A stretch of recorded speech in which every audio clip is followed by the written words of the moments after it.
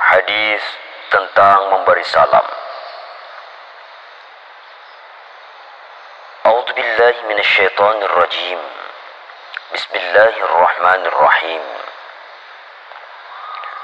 Wa an Abdullah bin Amr bin al-'As radhiyallahu anhuma anna rajulan sa'ala Rasulullah sallallahu alaihi wasallam ayyul islami khair, qal tut'imu at-ta'am wa taqra'u as-salam ala man 'arafta wa man lam ta'rif, muttafaqun alaih.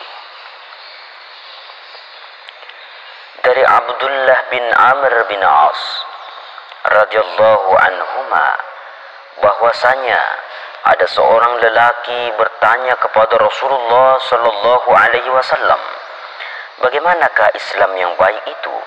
Beliau menjawab, yaitu kamu memberi makanan dan mengucapkan salam baik kepada orang yang telah kamu kenal maupun orang yang belum kamu kenal. Riwayat Bukhari dan Muslim.